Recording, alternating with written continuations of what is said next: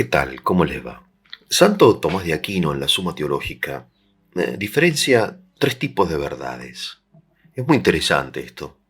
Él dice que existen verdades que son accesibles a la razón natural, que son verdades de tipo empíricas, concretas, ¿no? O de observaciones, afirmaciones de la vida cotidiana, o bien principios universales, ya sea de la filosofía o del derecho, ¿no? O sea, de la moral.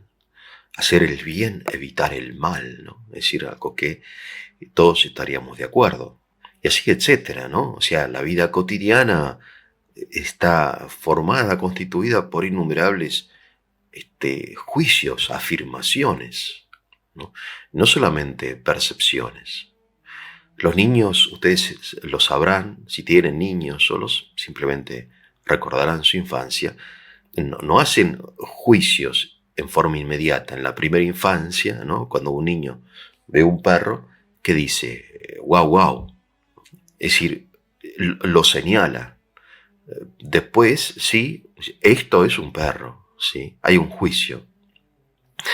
Es decir, hay una complejidad, ya que tenemos aquí no wow, wow, sino la afirmación, un sujeto y un predicado, ¿no? ¿Verdadero o falso? A partir de la infancia, entonces, nuestra vida cotidiana o intelectual o de todo tipo está formada, constituida por innumerables juicios que hacemos todos los días, ¿no? Juicios afirmativos, negativos, condicionales, ¿no? Si pasa esto, será esto, o hoy va a llover, o ayer la pasamos bárbaro, o esta película me gustó, no me gustó, etcétera. Juicios, ¿no? Es decir, la verdad, dice Tomás, está en el juicio, no en la simple aprehensión. Es decir, no es suficiente, wow, wow, sino esto es un perro, ¿sí? Claro, para decir que esto es un perro tengo que unir entonces esto, ¿no? Es decir, con esta idea universal, o esta imagen universal, si quieren, perro. Bien. Entonces, digo, estas afirmaciones son afirmaciones de tipo absolutamente comprensibles, evidentes, humanos, pero después hay verdades cuya afirmación supone la revelación, es decir, que no son accesibles a la razón humana. Entonces, podríamos preguntarnos si pueden existir verdades que no sean accesibles a la razón humana, y creo que el sentido común, más allá de cualquier creencia o no que tengamos, nos dice sí. Es decir, no puede ser que el universo o la realidad sea correlativa a la razón humana. Hay cosas que el hombre puede entender y hay cosas que no, ¿verdad? Me parece. Bien, entonces, en estos tipos de verdades, no, Tomás descubre, sin embargo, un tercer tipo que sobre esto quería reflexionar. En primer lugar, dice, hay verdades que son accesibles a la razón humana, pero que son difíciles, son difíciles. Y después que son accesibles solamente para algunos, no para todos. O sea, para las personas que tienen la capacidad, quizá la vocación, quizá el tiempo, de reflexionar sobre ellas. Y después que aún habiendo sido entendidas y afirmadas, queda siempre una duda, ¿será? ¿No será? Porque bueno, hay quienes no están de acuerdo. De modo que entre las verdades accesibles y las verdades no accesibles, hay un tercer tipo de verdades que son verdades accesibles con dificultad, con lentitud y con duda. Por eso Tomás dice que Dios, cuando él analiza el tema de la fe, ¿no? Y del contenido de la fe también, dice que Dios quiso revelar algunas cosas que podríamos conocer sin la ayuda divina, pero que era conveniente que Dios lo manifestase. No sé, el caso quizá más evidente, más obvio, es el caso de los mandamientos divinos, ¿no? Del decálogo de Moisés.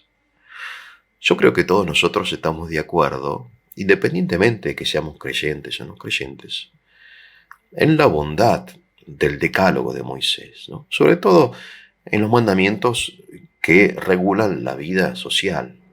Honrar padre y madre, ¿no? no matar, no cometer adulterio, en fin, no robar, no levantar falso testimonio, etc. De alguna manera el decálogo es como una cosmovisión racional, saludable de la vida humana, ¿no? Es decir, nosotros podríamos aún más formular el decálogo de Moisés en una forma de cosmovisión cristiana. Es decir, el cristianismo es una cosmovisión según la cual el hombre nace, crece y se desarrolla en el seno de una familia, ¿no? Y ahí ya tenemos el cuarto mandamiento, el sexto mandamiento, en la cual aprende el respeto mutuo hacia la vida, el honor y la propiedad del prójimo. Entonces ya tenemos el quinto, el séptimo y el octavo mandamiento y el décimo, orientando su vida hacia Dios. Tenemos el primero, el segundo y el tercero, ¿no? Es decir, de alguna manera los 10 mandamientos podemos, en fin, resumirlos en una especie de definición de la cosmovisión cristiana. Esta como imagen cristiana del hombre es, por otro lado, una imagen, digamos, natural del hombre, ¿no? Es decir, no hace falta ser cristiano para adherirse a esta imagen. Y es probable que cualquier persona, por poca fe que tenga, estaría de acuerdo, o personas que no son cristianas, que son de otra religión, también estarían de acuerdo, ¿verdad? Bien, ¿por qué? Y porque el decálogo, o sea, los mandamientos de Dios manifestados a través de Moisés al pueblo y a la iglesia, son leyes naturales, no sobrenaturales, son leyes naturales. Bien. Es decir, podemos encontrar en nuestro corazón, como decía Kant, ¿no?, el orden moral, la ley moral. Y sin embargo Dios la reveló. ¿Por qué la reveló? Bueno, porque de repente podemos poner en duda estas cosas, ¿no? ¿Qué es esto? Por ejemplo, empecemos a poner dudas rápidamente así. Bueno, ¿por qué esto del respeto a la propiedad del prójimo? Si la propiedad es el principio de toda guerra, como dice Marx, ¿no? Hay que suprimir la propiedad privada. Bien, entonces anulamos la propiedad. Bueno, ¿por qué hay que respetar el honor del prójimo?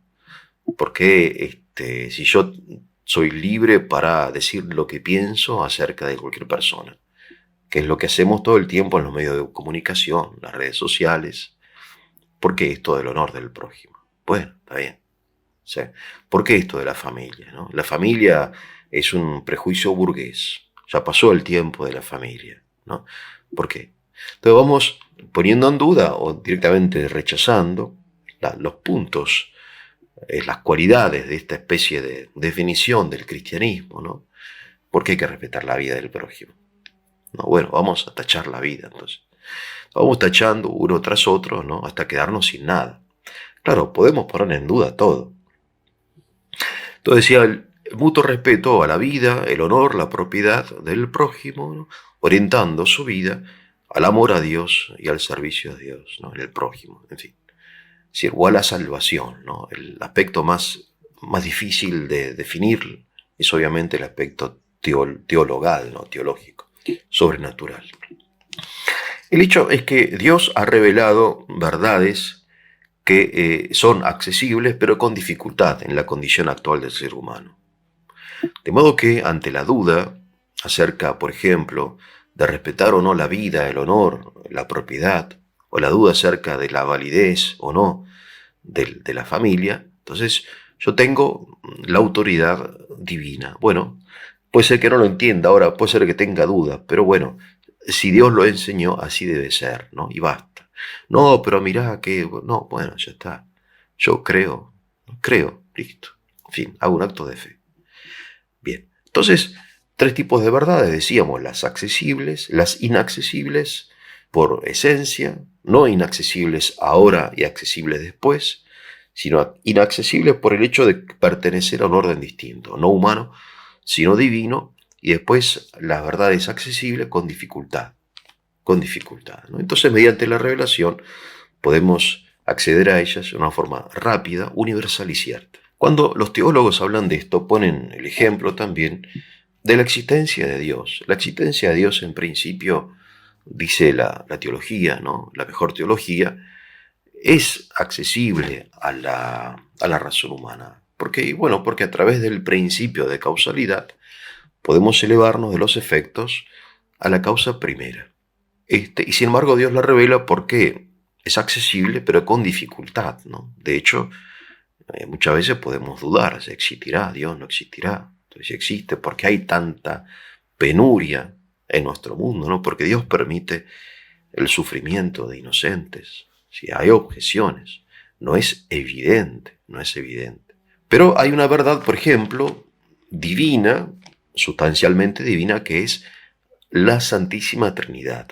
O sea, yo puedo acceder, como han accedido, por ejemplo, en la antigüedad, hombres como Platón y Aristóteles, y tantos otros, a la afirmación de un ser, de una causa, pero no puedo acceder sin la ayuda divina a afirmar la existencia de la Santísima Trinidad, ¿verdad? Esto ya tiene que ser revelado, porque es un misterio sustancial. Quiere decir, es una verdad de orden divino, no humano. Ahora uno podría preguntarse, ¿y por qué no? ¿Acaso no hay señales, no hay huellas de la existencia de la Santísima Trinidad? ¿Por qué no podemos llegar, así como llegamos a la existencia de Dios mediante el uso de la razón? ¿Por qué no podemos llegar a la existencia de la Santísima Trinidad? Es una buena... es una buena... Es un buen argumento porque, de hecho, los santos padres han afirmado que existen en el mundo huellas, efectos, señales de la Santísima Trinidad, ¿no? El mismo número 3, por ejemplo, es el número perfecto. Claro, porque uno es, o puede ser entendido al menos, como un número que señala imperfección, aislamiento, ¿no? Es decir, estoy solo, una unidad en el sentido negativo. 2, en cambio, señala, en fin, dualidad, oposición, el uno en contra del otro. El 3, en cambio, ya es un número perfecto. Es decir, dicho así, parece como muy ingenuo, pero los santos padres y los teólogos también posteriores han como desarrollado el misterio del número 3, por decirlo de alguna manera, ¿no? Como algún signo de la perfección del 3 por sobre la unidad entendida como aislamiento, y la dualidad entendida como oposición, y la Trinidad entendida como perfección, ¿no? Como superación del uno y del dos. Bien, acerca de esto quizá alguna vez podamos hablar, y sin embargo hay que tener cuidado con esto porque en este intento de racionalizar la Trinidad podemos simplemente caer en un racionalismo, ¿no? Sí, como han caído filósofos modernos, donde han entendido a la Trinidad en una forma absolutamente espuria, ¿no? Como el 3 como síntesis de la tesis y de la antítesis, etc. En realidad, eso no tiene nada que ver, absolutamente nada que ver con la Trinidad cristiana, porque la Trinidad cristiana no es una Trinidad del 1, del 2, el 3, sino del Padre, del Hijo y del Espíritu Santo. O sea, las personas de la Santísima Trinidad no son números, sino que tienen un nombre del todo determinado, a saber el Padre, que es Padre del Hijo, y el Hijo, que es Hijo del Padre, y el Espíritu, que es Espíritu del Padre. El término espíritu, en griego pneuma, significa ni más ni menos que soplo, aliento, ¿no? Es decir, el Padre sopla su aliento de vida, y ese soplo, ese espíritu, es su espíritu. Lo que pasa es que, a diferencia del hombre, cuando nuestro soplo, ¿no? Cuando soplamos, es algo nuestro, en cambio en el Padre se trata de un soplo sustancial, ¿no? Lo que en teología después se llama persona. Vamos un poco más, si les parece, adelante, ya que entramos en este tema de la Santísima Trinidad. Es decir, la Santísima Trinidad, aún después de revelada, sigue siendo un misterio. ¿Vale? Un misterio quiere decir, ¿qué significa misterio? Que es inefable. Así que afirmamos algo inefable, incomprensible. Nosotros podemos representarnos hasta cierto punto la unidad divina, pero no podemos representarnos la Trinidad divina. ¿Por qué? Porque la unidad es parte de la experiencia humana, mientras que la Trinidad no. Es decir, Trinidad en el sentido en que nosotros hablamos de Dios, ¿no? Estas trinidades, ¿no?, que encontramos en el mundo, ¿no?, y que señala, por ejemplo, San Agustín cuando señala las huellas de la Trinidad en el mundo. Entonces dice, bueno, la verdad que ya habiendo sido revelada la Santísima Trinidad y volviéndonos al mundo, encontramos que toda la realidad está compuesta por infinidad de trinidades, ¿no? El tiempo, pasado, presente y futuro. El hombre es cuerpo, alma y espíritu, ¿no? La materia tiene altura, ancho, y profundidad. Y el alma, ¿no?, voluntad, inteligencia, memoria, en fin, etcétera, ¿no? La misma familia humana, el papá, la mamá y el hijo, ¿no? Es decir, está lleno el universo como de trinidades, por decirlo de alguna manera, ¿no? Y sin embargo, esas trinidades, repito, no tienen nada que ver con la Trinidad divina, del Padre, del Hijo y del Espíritu Santo, ¿no?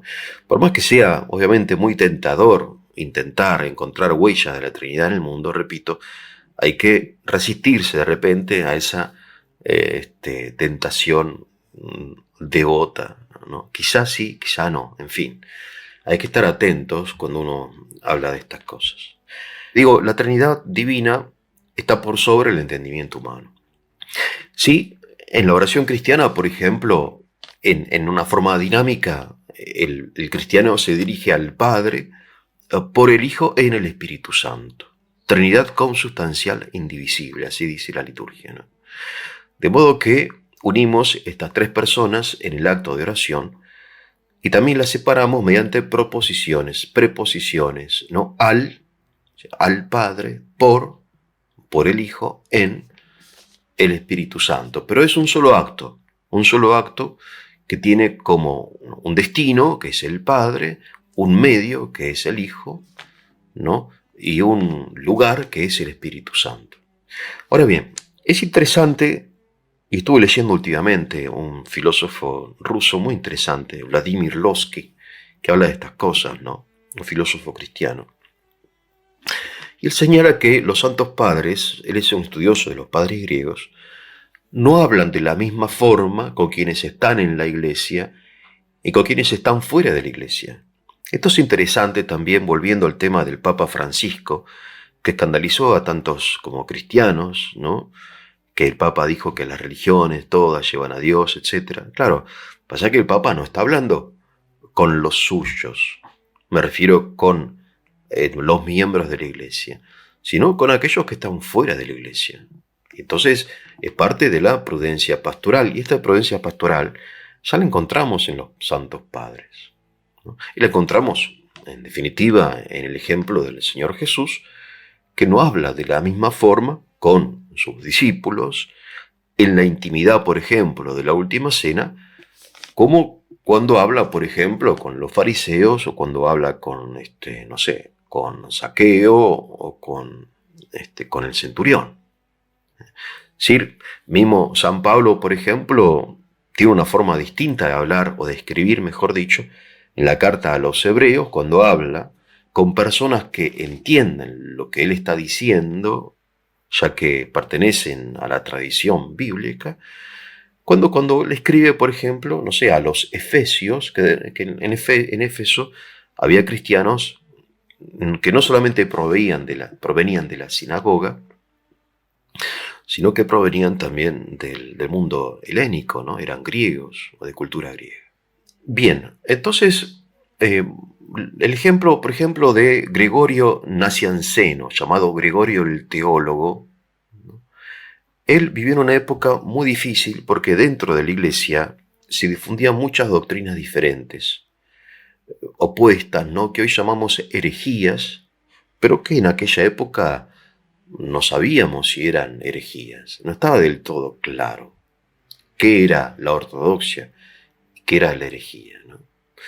Entonces, Gregorio, por ejemplo, intenta como, entre comillas, explicar la Santísima Trinidad como superación del rígido monoteísmo judío y superación del politeísmo griego. Recuerden que en aquella época los judíos creían en un solo Dios y los griegos y los romanos creían en la multiplicidad de dioses, politeísmo, ¿no?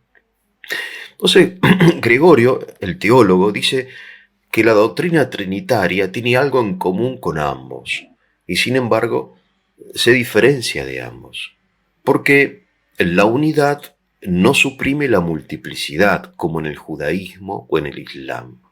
¿Por qué? Porque es una unidad trinitaria, pero la multiplicidad tampoco suprime la unidad, porque es una multiplicidad única, ¿no? Como en el caso, por ejemplo, hoy del hinduismo, donde hay diversos dioses, ¿no? De modo que la Trinidad está sobre las categorías de uno y múltiple, tal como lo entendemos nosotros, ¿no? Que son categorías de la filosofía.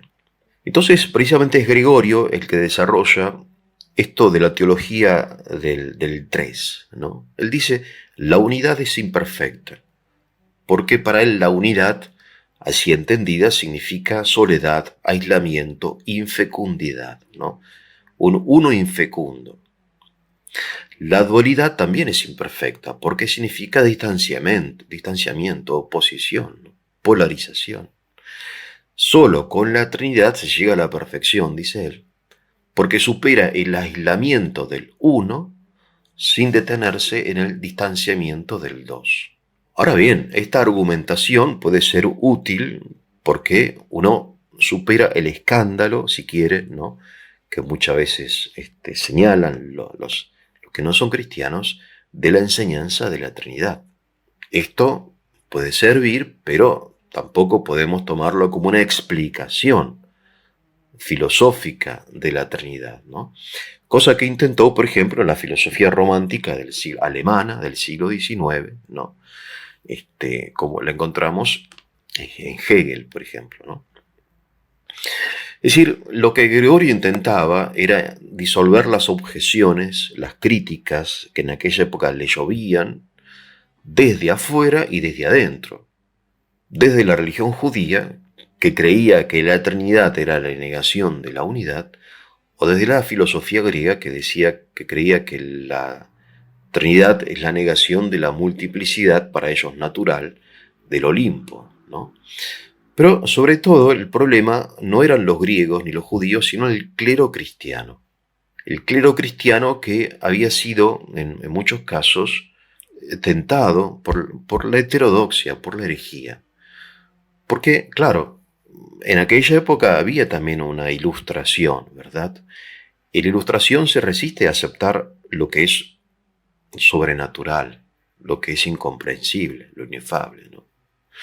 Entonces, dentro del clero cristiano pero heterodoxo, se decía que la eternidad es una forma en la que el único Dios se revela al hombre. O sea, hay un solo Dios que se revela ya sea como creador o como padre, ya sea como redentor o ya sea como santificador, ¿no? Algo así como, por ejemplo, cada uno de nosotros, siendo uno y el mismo, se expresa ya sea como padre, con sus hijos, con su esposo o con su esposa, como esposo o esposa, o como hijo con sus padres, ¿no? Entonces, de alguna manera, estos sacerdotes y obispos, que eran muchos, no es que eran pocos, ¿no? La herejía era más popular que la ortodoxia en aquella época. Esto es importante recordarlo, creo yo, que en algunas épocas la herejía es más popular que la ortodoxia.